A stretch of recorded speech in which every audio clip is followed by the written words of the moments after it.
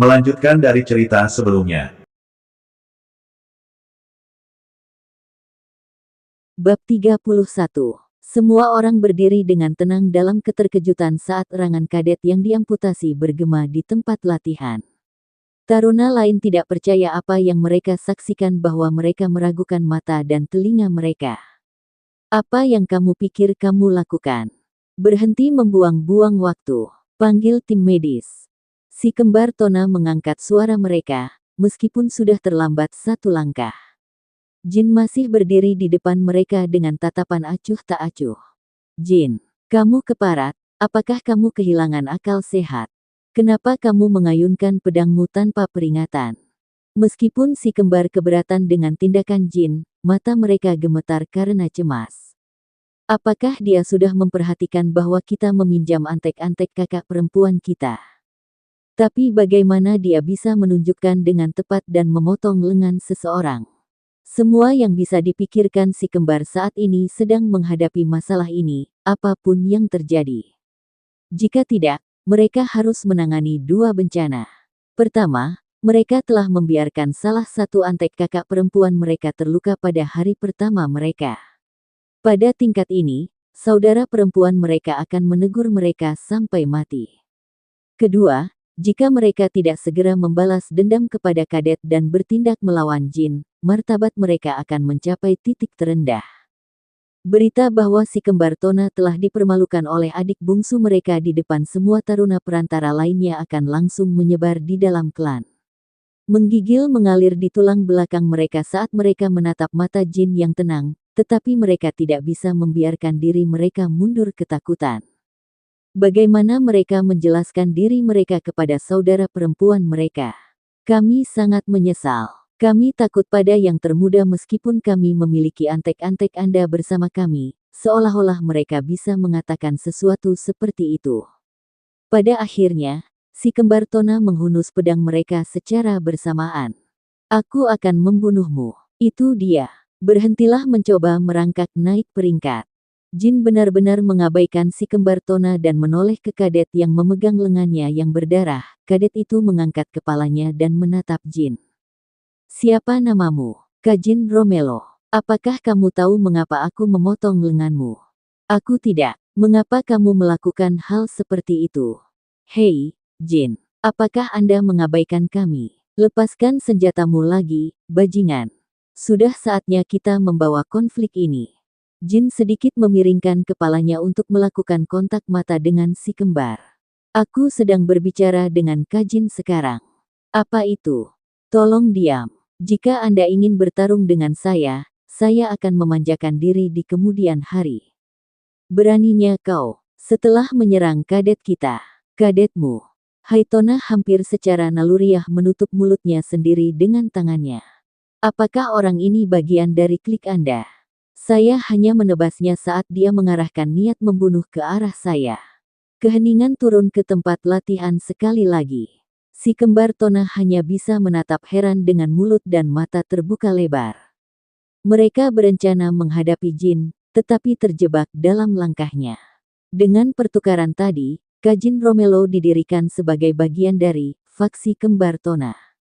Dengan kata lain, tindakan Jin barusan bukanlah ledakan pemberontakan yang sederhana, melainkan bagian dari tradisi jangka panjang dalam klan Runcandel. Itu adalah bagian dari pertempuran untuk mendominasi mereka. Konflik keluarga Runcandel selalu menjadi sumber inspirasi bagi para penyair dan penyanyi keliling. Itu juga bahan gosip yang bagus untuk pelanggan mabuk di bar. Secara umum, tidak ada cerita yang lebih menggembirakan daripada kisah saudara kandung yang bertempur habis-habisan untuk saling menginjak-injak. Tim medis telah tiba. Saat teriakan bergema dari belakang barisan taruna, kerumunan terbelah menjadi dua untuk membuat jalan. Tim medis bersikap seperti biasa, tidak seperti si kembar Tona atau taruna lainnya. Mereka sudah terbiasa melihat darah dan luka setiap hari di klan.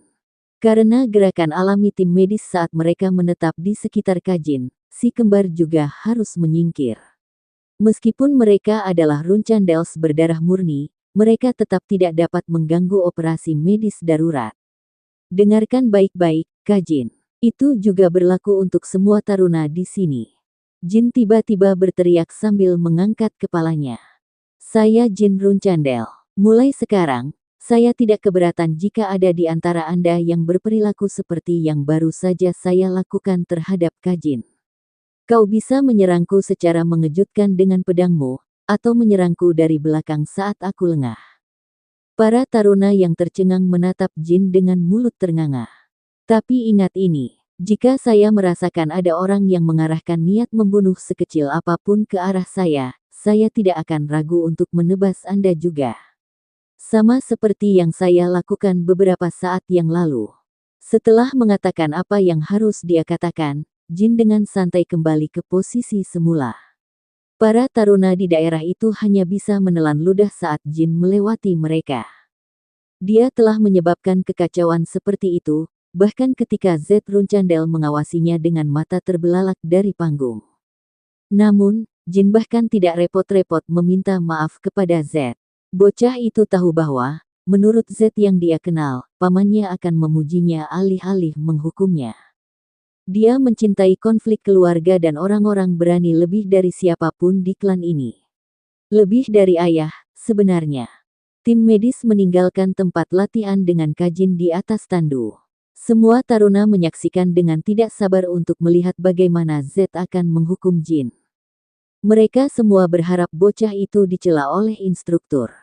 Si kembar Tona terutama berharap paman mereka akan menghukum saudara mereka dengan keras. Jin Runcandel, anak ke-13 sang patriark. Ya, Penatua. Jin tidak sengaja memanggilnya paman. Ayah dan pamannya mirip. Tampaknya para tetua klan semuanya lebih suka dihormati sesuai dengan pangkat mereka. Kamu telah melakukan sesuatu yang sangat mengerikan. Kamu berani melakukan hal seperti itu di hadapanku. Warna kembali ke wajah si kembar Tona saat mereka berdiri membeku. Z Runcandel, paman mereka yang menakjubkan. Raungan gemuruh Z bisa membuat siapapun mundur ketakutan, bahkan adik laki-laki mereka yang mengerikan. Itu betul. Betapa kurang ajar. Mengapa kamu melakukannya? Aku tidak menantang saudara-saudaraku sekarang. Saya menantang Anda, Penatua. Tidak hanya dia memotong Kajin, Jin juga membuat pernyataan ofensif. Pada titik ini, bahkan si kembar Tona hanya bisa menahan napas karena terkejut, meskipun mereka ingin melihat Jin dihancurkan. Apakah dia benar-benar kehilangan akal? Kebaikan. Bagaimana dia bisa bertindak seperti ini? Si kembar memiliki pemikiran yang sama dengan taruna lainnya. Kamu menantang saya. Apa cerita yang sangat menarik? Apa yang membuatmu melakukan itu? Pedang putih terbentuk di tangan Z. Membentuk pedang aura murni adalah sesuatu yang hanya bisa dilakukan oleh ksatria bintang 8 yang luar biasa. Berbicara, bergantung pada jawabanmu, aku mungkin akan segera memenggal kepalamu. Terlepas dari kenyataan bahwa aku termasuk di antara taruna baru, kamu menyelenggarakan upacara penyambutan kelas menengah khusus. Saya menganggap itu sebagai tantangan dan serangan dari Anda, Penatua. Z dengan ringan mengayunkan pedangnya dan luka kecil muncul di pipi kiri Jin. Tapi anak laki-laki itu berdiri diam dan menunggu jawaban dari pamannya. Jadi, Anda tersinggung dengan upacara yang saya selenggarakan dan menyebabkan semua kebingungan dan kekacauan ini. Anda pikir saya menantang dan menyerang Anda. Meskipun saya tidak tersinggung, itulah tepatnya. Kalau begitu, mengapa kamu menyerang seorang kadet alih-alih aku? Karena aku belum bisa menang melawan yang lebih tua. Seandainya saya memiliki peluang nyata untuk menang, saya akan menebas Anda alih-alih Kajin atau saudara laki-laki saya, Penatua. Petik 2. Sepertinya kamu tidak peduli dengan hidupmu. Atau mungkin Anda terlalu mempercayai posisi Anda sebagai putra patriark. Hanya karena lawan saya lebih kuat dari saya tidak berarti saya harus duduk dan dilecehkan oleh mereka. Saya hanya percaya pemikiran seperti itu bukan bagian dari kebajikan dan standar Runcandels. Kaki taruna di dekatnya berada di ambang gemetar. Mereka tidak tahu atas dasar apa Ruki berusia 15 tahun ini bisa berdiri tegak dan mengoceh seperti itu. Z hanya berbicara lagi setelah berpikir sendiri selama beberapa menit. Jadi maksudmu hidup seseorang mungkin hanya sementara, tapi kehormatan seseorang bertahan selamanya. Betapa bodohnya. Aura berbentuk pedang di tangannya menyebar dan tersebar. Tapi pamanmu ini sangat menyukai keberanian bodohmu. Bagus, aku akan mengakuinya. Kamu layak bertahan di antara Runcandels. Z tiba-tiba tertawa terbahak-bahak. Ingat hari ini, Taruna. Hari ini, Anda telah menyaksikan intisari Runcandels. Sikap Ruki ini adalah inti dari identitas kami sebagai ahli pedang. Setiap hari adalah pertempuran.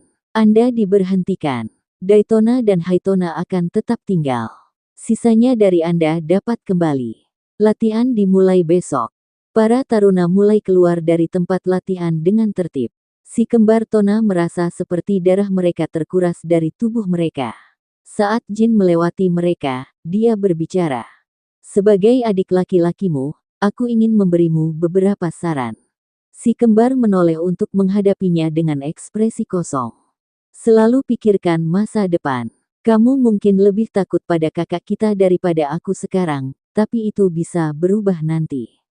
Tidakkah menurutmu begitu? Si kembar Tona bahkan tidak bisa menjawab Jin sambil tersenyum lembut. Wah, harus kukatakan, dorongan dan tekadnya luar biasa. Apakah kita baru saja bermimpi? Aku masih tidak percaya itu terjadi. Apakah menurutmu rumor bahwa dia membunuh prajurit serigala putih itu benar? Mengesampingkan bagaimana kita bisa bergabung dengan faksinya, kita seharusnya tidak menjadikan dia sebagai musuh. Tapi dia masih yang ke-13 di antara 13 anak Runcandel.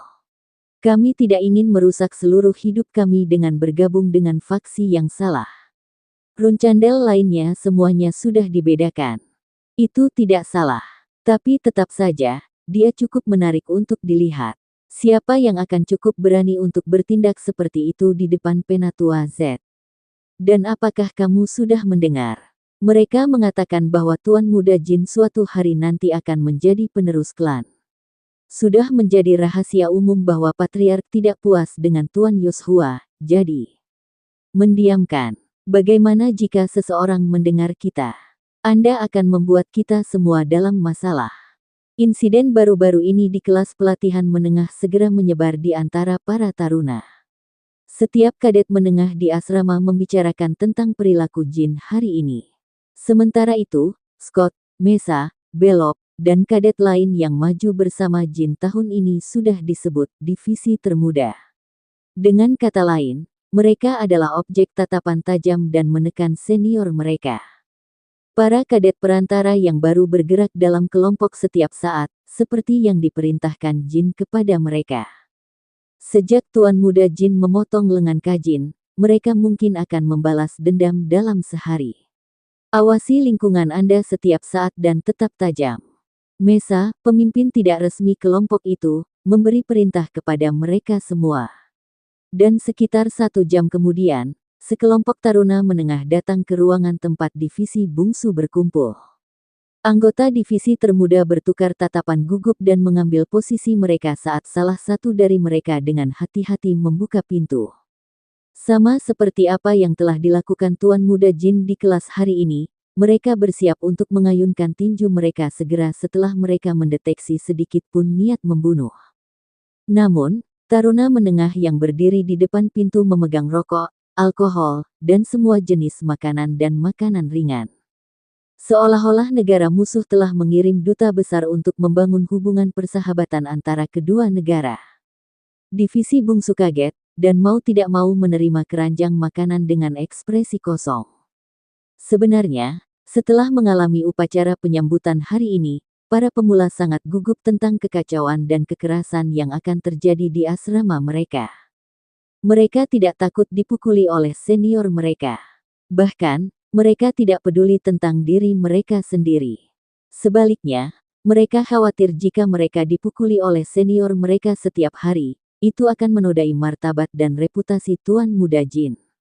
Kami tidak tahu apa yang Anda suka, jadi kami hanya mendapatkan banyak barang yang berbeda. Rokoknya dibuat di Mila, dan alkoholnya berasal dari merek terkenal di Curano Dukedom. Mereka mahal, kau tahu. Kami tidak menaruh racun atau apapun di dalamnya, jadi kami akan berterima kasih jika Anda menerima ini. Kenapa kamu tiba-tiba memberi kami hal-hal seperti itu? Mengapa kamu bertanya? Karena kami menjilat Anda. Kami tidak berafiliasi dengan faksi manapun, jadi meskipun kami tidak dapat berpartisipasi dalam perselisihan keluarga, kami ingin mendukung Tuan Muda Jin. Di klan Runcandel, tidak berafiliasi dengan faksi manapun berarti para taruna tidak cukup terampil. Dan meskipun dalam situasi yang tidak berkomitmen ini, para taruna ini datang mencari divisi bungsu karena si kembar Tona. Para taruna ini telah mengalami segala macam siksaan dan intimidasi sejak si kembar Tona naik ke kelas menengah 1 tahun yang lalu. Karena itu, mereka ingin mengucapkan terima kasih kepada Jin. Si kembar Tona hanya berperilaku seperti domba yang patuh di depan Jin atau anak-anak Runcandel lainnya, tetapi sebagian besar waktu, mereka adalah orang gila yang kejam. Mereka tidak dikenal sebagai maniak pembunuh jahat tanpa alasan dalam kehidupan pertama Jin. Kalau begitu, kita akan pergi. Saya berharap masa depan Anda lebih cerah dan lebih menjanjikan daripada masa depan kami. Bab 32. Setelah kembali ke kamarnya, Jin menghela nafas panjang. Dia menutup pintu dan bersandar ke dinding saat ketegangan meninggalkannya. Bahkan, dia senang akhirnya bisa mengungkapkan stres dan kegugupannya sejak awal kelas. Saat dia mengingat percakapannya dengan pamannya, Z Runcandel, Jin hanya bisa menatap langit-langit dengan takjub. Berkat kemundurannya, Jin menyadari kepribadian dan proses berpikir pamannya, jadi dia tahu persis apa yang harus dikatakan untuk memuaskan instruktur. Namun, mengetahui apa yang harus dikatakan dan benar-benar harus mengatakannya di depan pamannya adalah masalah yang sama sekali berbeda. Seandainya Jin menunjukkan sedikit pun ketakutan pada ekspresinya di hadapan Z, salah satu anggota tubuhnya akan segera dikirim terbang. Faktanya, pamannya mungkin bahkan memotong kepala Jin dengan bersih seperti yang dia katakan.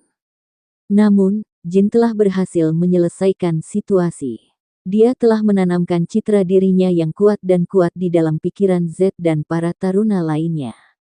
Terlebih lagi, Jin telah menyatakan perang terhadap faksi kembar Tona atas hegemoni kelas menengah. Meskipun manfaat yang diterima Jin tampak terlalu kecil dibandingkan dengan bagaimana dia mempertaruhkan nyawanya untuk menghadapi Z, bocah itu tahu itu sepadan. Jin tahu lebih baik daripada siapapun bahwa seseorang dapat dengan mudah kehilangan nyawanya di klan Runcandel untuk masalah terkecil, dan bahwa seseorang tidak dapat memperoleh apapun kecuali mereka menggunakan semua kekuatan dan kekuatan mereka. Berjuang, menangkan, dan nikmati keuntungannya, aku yakin bahkan jika semua orang adalah seorang regresor, mereka tidak akan bisa bertindak dan berperilaku seperti aku. 3 kebajikan besar dari klan Runcandel yang pernah dia benci di kehidupan pertamanya. Jin saat ini lebih dekat daripada siapapun untuk mencapai kebajikan ini. Gili, ya, Tuan Muda. Saya telah secara resmi menyatakan perang terhadap kakak-kakak Tona. Tetapi tampaknya kakak tertua En dan Miu diam-diam mendukung mereka. Gili langsung membeku. Tangan yang sedang menyekat cangkir teh berhenti di jalurnya. Dia telah mengharapkan Jin dan si kembar Tona untuk memperebutkan hegemoni ketika anak laki-laki bungsu naik kelas. Itu adalah konflik yang tak terhindarkan selama mereka semua berdiri di dalam kandang yang sama yang disebut kelas menengah. Namun, Gili tidak menyangka si kembar Tona memiliki pendukung. Segera, tatapannya menjadi gelap dan dalam. Nyonya En dan Miu, apakah kamu yakin? Ya, hari ini, saya menebang seorang kadet yang bersama kakak-kakak, dan setelah memeriksanya, dia adalah bagian dari faksi KKN dan Miu. Faktanya, tidak mungkin Tona Elder Brothers sudah memiliki ksatria bintang 5 di faksi mereka. Bahkan jika seseorang adalah bagian dari garis keturunan langsung Runcandel, seorang ksatria klan tidak akan bersedia untuk menundukkan diri kepada seseorang yang lebih lemah dari mereka. Namun, si kembar Tona masih berada di tahap bintang 3. Aku tidak menyangka mereka sudah mulai mencoba mengendalikanmu, Tuan Muda, karena mereka sudah menjadi pembawa bendera yang aktif. Miu dan En adalah ksatria bintang 7 yang telah bertarung di banyak medan perang. Karena banyak kontribusi mereka menerima kualifikasi pembawa bendera dari klan. Di antara 13 anak Chiron Runcandel, hanya 4 yang belum menjadi pembawa bendera. Jin, si kembar Tona, dan putri bungsu Chiron, Yona. Gili mengutak-atik handuk teh kering dengan perasaan rumit. Ini sebenarnya kabar baik bahwa kakak perempuan saya sudah mencoba untuk menahan saya. Itu artinya mereka sudah mengkhawatirkanku meski usia kami terpaut jauh. Meski begitu, itu tidak masuk akal.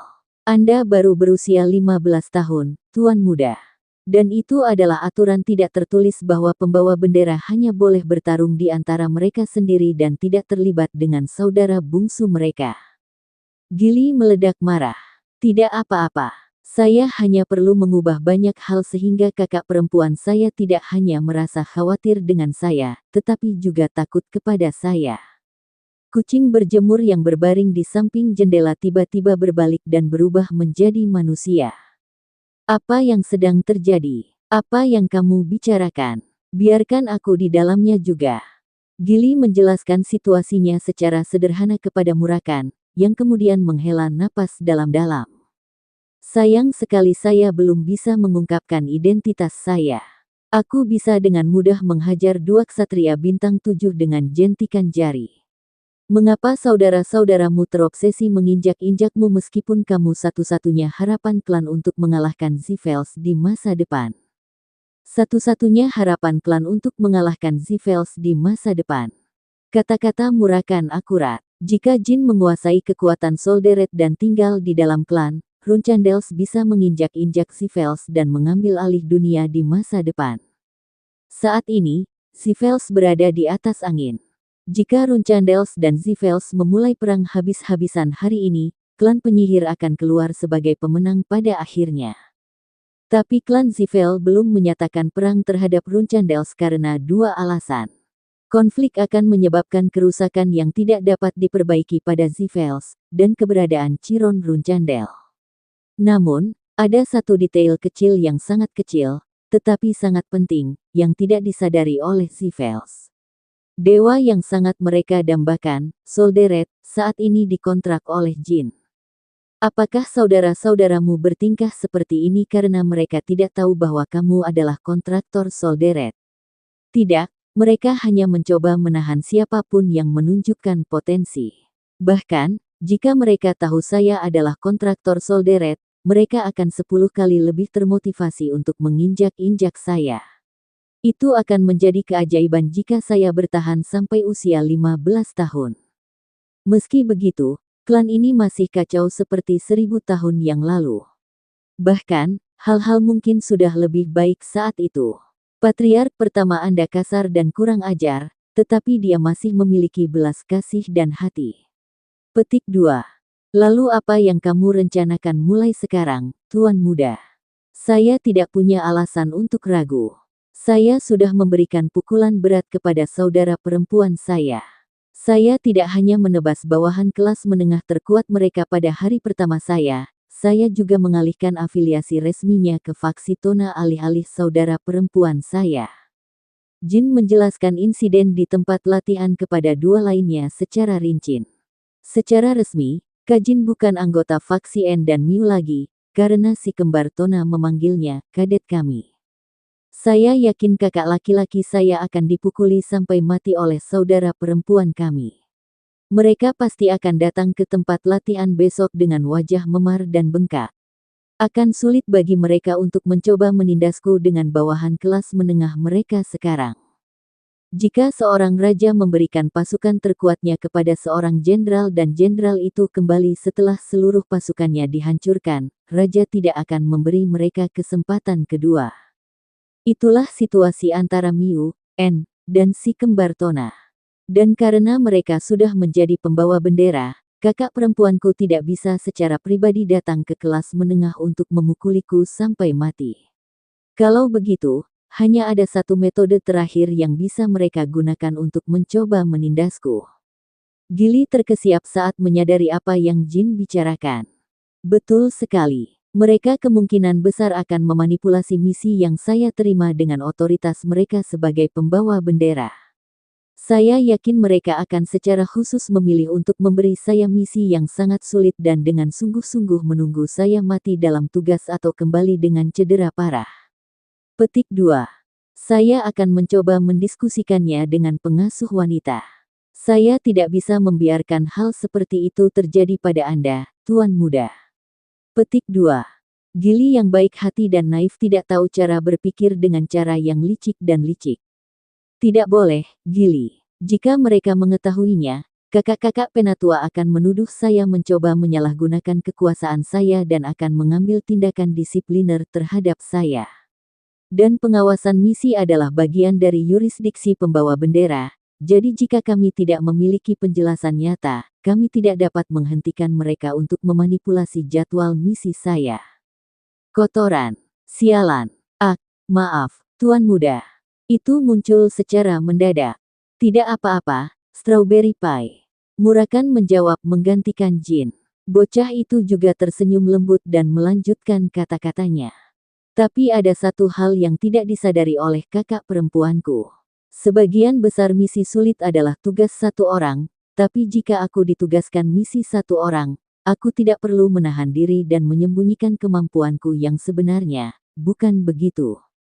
Tidak seperti misi kelompok, Jin akan dapat menggunakan sihir dan kekuatan spiritual saat menjalankan misi solo. Dia bisa menggunakan sihir, kekuatan spiritual, dan teknik pertempuran yang tertulis dalam buku-buku rahasia dari berbagai klan bela diri selama tidak ada orang di sekitar atau dia membunuh semua saksi. Jadi misi solo sebenarnya adalah kesempatan besar bagi saya. Jika kakak perempuan saya mengirim saya ke misi solo, saya akan sangat berterima kasih. Mencekik karena harus membatasi diri hanya dengan ilmu pedang. Saya hanya akan menjalankan misi, menggunakan kemampuan tersembunyi saya untuk memusnahkan musuh saya, dan mendapatkan beberapa pencapaian. Pencapaian dalam misi. Itulah kriteria mutlak yang digunakan instruktur untuk mengevaluasi taruna di kelas menengah. Ada kasus di mana seorang kadet memiliki ilmu pedang yang sangat baik tetapi tertinggal dalam misi, dan sebaliknya. Tak perlu dikatakan, kriteria yang lebih penting adalah misi.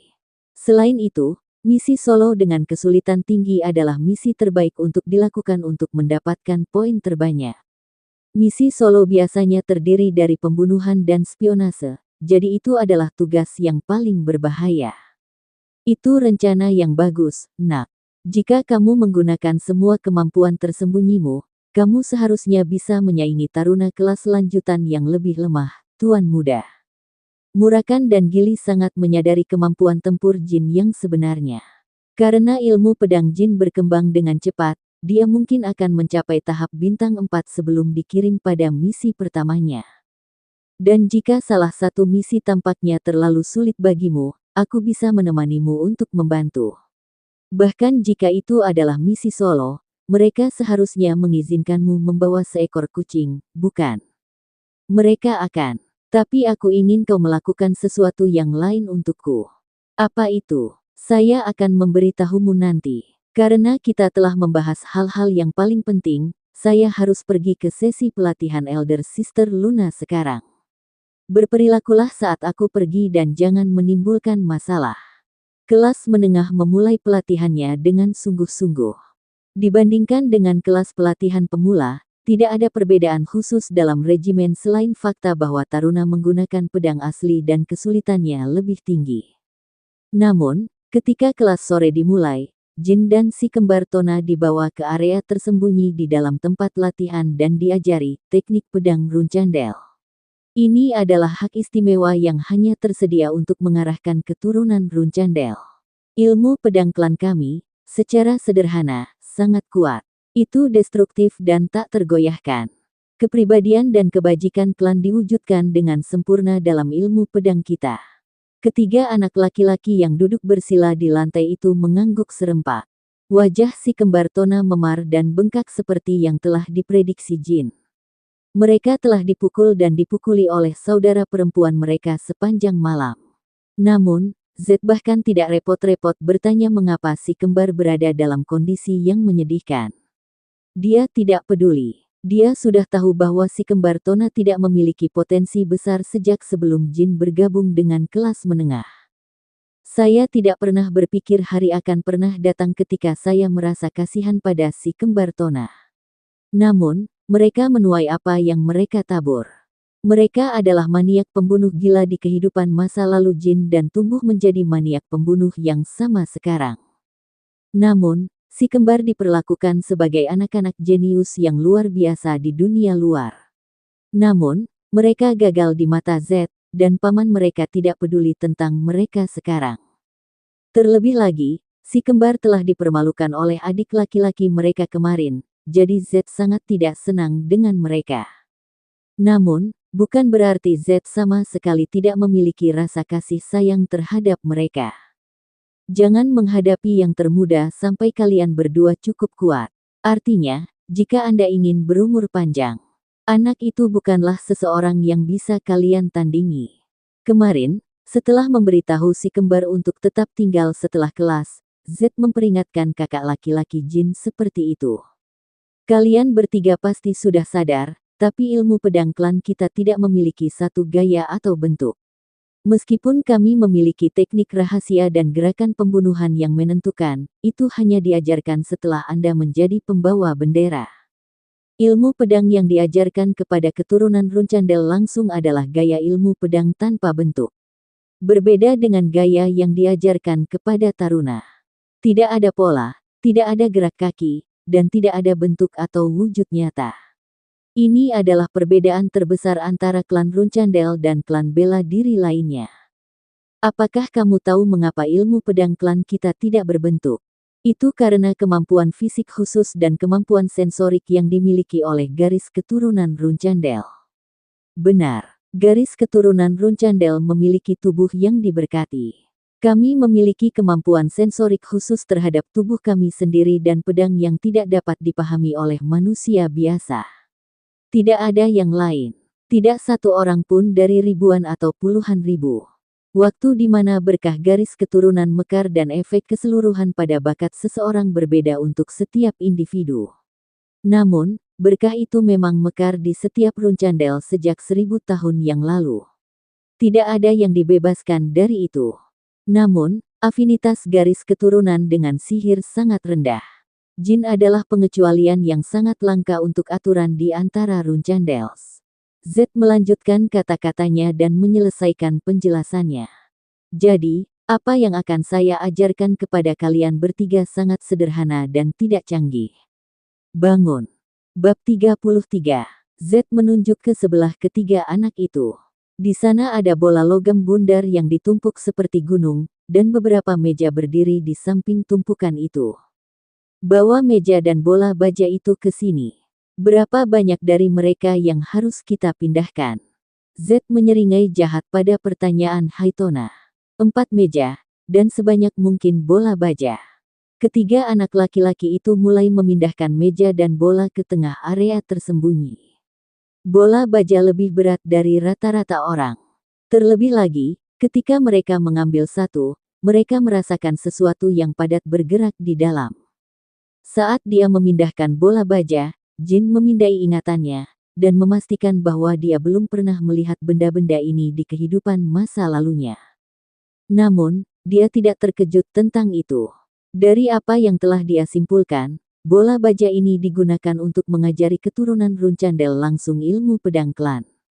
Namun, Jin tidak cukup berbakat untuk memasuki kelas menengah dan berlatih dengan pamannya di kehidupan pertamanya.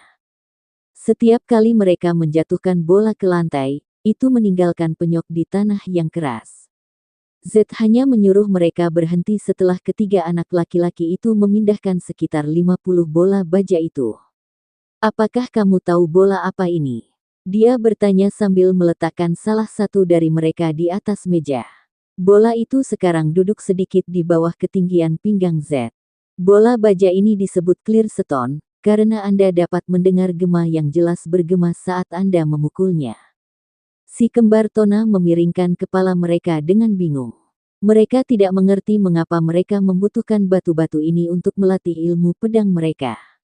Sementara itu, Jin tidak menunjukkan emosinya, tapi dia ingin tahu bagaimana mereka bisa menggunakan clear stone ini. Z perlahan menghunus pedang yang menempel di pinggangnya dan meletakkannya di atas clear stone. Aku akan mengayunkan pedangku ke bawah ke bola ini sebanyak 3 kali. Coba bandingkan suara yang dibuat. Ayunan pertama. Z tidak menaruh banyak kekuatan di belakang pedangnya dan hanya menurunkan pedangnya ke bola dengan ringan. Suara agak tebal dan keruh bergema di ruangan itu. Rasanya seolah-olah seseorang akan merasa mual dengan mendengarkannya untuk waktu yang lama. Bukan suara yang menyenangkan, bukan. Tak lama kemudian, Z memukul bola lagi. Kali ini, ayunannya mengandung lebih banyak kekuatan dan kecepatan daripada sebelumnya. Kali ini, suara murni dan elegan yang sesuai dengan nama Clearstone bergema di ruangan itu. Rasanya seperti suara memasuki telinga mereka dan menenangkan seluruh tubuh mereka dari dalam, seru si kembar secara bersamaan. Mata Jin juga melebar saat dia menatap Clearstone. Itu juga cukup menyenangkan untuk kudengar. Sudah lama sejak terakhir kali aku mendengar suara ini. Seperti yang Anda lihat, Clearstone mengeluarkan suara yang tebal dan keruh saat Anda memukulnya dengan lemah, tetapi menciptakan suara yang indah saat dipukul dengan jumlah kekuatan yang sempurna. Itu adalah prinsip yang sederhana. Tapi Jin khawatir tentang bagaimana Z tidak memberi tahu mereka apa sebenarnya jumlah kekuatan yang sempurna ini. Dengan demikian, dia segera menyadari tujuan di balik metode pelatihan ini. Tujuan dari latihan ini adalah untuk menciptakan suara yang indah setiap kali Anda memukul Clearstone. Menyerangnya dengan jumlah kekuatan dan kecepatan yang sempurna sekali akan mudah dicapai. Tetapi setelah mengamati perilaku Z, tampaknya mencapainya setiap saat adalah latihan yang jauh lebih sulit. Mereka harus memukul bola berkali-kali sampai mereka menemukan kekuatan yang sempurna. Namun, anak laki-laki kemungkinan besar akan terganggu oleh suara tidak menyenangkan yang diciptakan oleh serangan mereka yang tidak sempurna setiap saat. Meski begitu, hanya karena konsentrasi mereka terganggu bukan berarti mereka bisa meninggalkan latihan ini. Dengan kata lain, latihan ini juga untuk melatih kemauan dan kekuatan mental mereka. Tapi kenapa dia bilang dia akan memukulnya 3 kali? Ayunan pertama dan kedua adalah untuk menunjukkan pentingnya kontrol yang baik atas kekuatan seseorang. Ayunan ketiga kemungkinan besar untuk tujuan yang sama. Jin tidak bisa melihat alasan lain di balik memukul Clearstone. Kami melakukan latihan ini karena sangat cocok dengan kemampuan fisik Runchandels. Paman mengatakan bahwa pelatihan ini sederhana dan tidak canggih. Namun, ada terlalu sedikit berbahaya dalam latihan ini. Ilmu pedang gaya Runchandel adalah tentang mengalahkan yang lain dan memerintah dengan paksa. Dengan kata lain, teknik mereka cukup kuat sehingga berpotensi membahayakan penggunanya. Jadi, tidak mungkin latihan yang hanya dapat diakses oleh Runchandels berdarah murni akan begitu aman dan bebas risiko. Pasti ada sesuatu yang bergetar di dalam Clearstone ketika saya mengambilnya. Rasanya dan terdengar seperti sepotong logam. Jin menemukan jawaban atas pertanyaannya saat Z mengangkat pedangnya untuk terakhir kalinya. Dia kemudian segera meraih bagian belakang leher si kembar Tona yang berdiri di kedua sisinya dan mendorong. Jin berteriak sambil mendorong mereka ke depan. Si kembar yang terkejut jatuh ke tanah bersama dengan adik laki-laki mereka karena kekuatannya. Begitu mereka menyentuh lantai, si kembar akan melontarkan kutukan pada Jin, tetapi hanya bisa mengedipkan mata karena terkejut saat mereka melihat situasi yang terjadi. Dengan ayunan terakhir Z, Clearstone meledak dengan raungan yang memekakkan telinga. Dan dari dalamnya keluar lusinan kelereng baja. Mereka terbang ke segala arah seperti anak panah. Rata-rata orang akan dengan mudah mati karena tertusuk oleh semua proyektil kuat ini. Si kembar yang tercengang menatap sekeliling mereka. Mereka merasa jantung mereka jatuh saat kelereng berguling-guling di tanah. Yang termuda memiliki insting yang hebat. Clearstone ini telah dirancang untuk meledak jika mereka menahan benturan yang terlalu besar. Z berbicara dengan senyum senang di wajahnya. Jin bangkit dan membersihkan dirinya. Tampaknya pamannya juga tidak waras. Dia telah menempatkan keponakannya dalam bahaya yang mengancam jiwa tanpa sepatah kata pun peringatan sebelumnya. Apakah ada orang di klan ini yang benar-benar waras? Bagaimanapun, Jin mulai merenung. Setiap Runcandel telah melalui pelatihan ini. Karena sebagian besar saudara saya telah diajar oleh Paman Z juga, mereka entah bagaimana selamat dari demonstrasi berbahaya ini. Dalam kasus Jin, dia selamat dari ledakan dengan mendarat tepat waktu berkat instingnya. Si kembar Tona selamat berkat saudara mereka. Lalu bagaimana dengan yang lainnya? Kalian bertiga adalah orang pertama yang tidak terluka selama sesi demonstrasi Clearstone sejak Luna. Selain dia dan kalian, semua saudara kalian yang lain terluka parah oleh kelereng baja. Anda dapat menganggap ini sebagai ritus peralihan. Saat mereka melihat Z tertawa terbahak-bahak, si kembar Tona sekali lagi menyadari bahwa petualangan mereka yang akan datang di kelas menengah penuh dengan rasa sakit, penderitaan, dan perjuangan. Sementara itu, Jin merasa bangga dengan fakta bahwa mereka adalah orang pertama yang tidak terluka setelah Luna. Paman, bolehkah saya bertanya bagaimana kakak sulung Luna menghindari proyektil baja ini? Kamu akan marah jika mendengarnya. Setidaknya, semua saudaramu yang lain marah ketika mereka mendengar apa yang dia lakukan. Secara teknis, Luna tidak bisa menghindari kelereng sepertimu. Faktanya, tidak ada saudara Anda yang berhasil menghindari mereka semua. Dia baru saja menerima mereka secara langsung, tetapi tidak terluka. Dia begitu kuat dan kuat. Sama seperti Z telah memperingatkan mereka, itu adalah cerita yang agak mengecewakan. Meski begitu, Jin cukup puas. Seandainya salah satu saudaranya menghindari semua pelet sambil mengabaikan bahaya demonstrasi ini, itu berarti mereka lebih berbakat dan berbakat daripada Jin sendiri. Bagaimanapun, saya berasumsi bahwa kalian bertiga telah memahami isi dari latihan ini. Mulai hari ini dan seterusnya, kalian akan menghabiskan sore hari dengan mengayunkan pedang ke bola baja setiap hari. Anda hanya akan berhenti ketika Anda mampu menyerang Clearstone dalam keadaan apapun dan berhasil menciptakan suara yang jernih dan indah setiap saat. Kamar Luna. Wanita yang dimaksud menghabiskan waktu damai dan santai di dalam, menyeruput secangkir teh dengan pengasuhnya. Sudah waktunya si bungsu mulai menunjukkan beberapa hasil dari sesi latihan mata pikiran kita. Akan sakit jika dia terkena proyektil Clearstone, tapi aku yakin dia akan berhasil melakukan sesuatu. Sangat menyenangkan melihatnya tumbuh dan menjadi lebih kuat. Nona Luna. Ya, Nani. Saya percaya bahwa Lady Anne dan Miu cukup mencurigakan. Ada insiden di mana mereka mencoba untuk menjaga agar Tuan Muda Jin tetap mempertimbangkannya. Mereka berdua berbicara tentang calon tersangka di balik usaha pembunuhan pada Jin ketika dia baru berusia 1 tahun. Sudah ada upaya pembunuhan terhadap saya. Saya tidak pernah membicarakannya dengan orang lain. Bahkan tidak Gili. Dan karena kejadian itu, pertarunganku sudah dimulai. Sejak Luna pertama kali mendengar kata-kata Jin ketika dia mengunjunginya di Kastil Storm, dia telah mencari pelakunya hingga hari ini. Dia belum menyerah bahkan setelah 5 tahun penuh.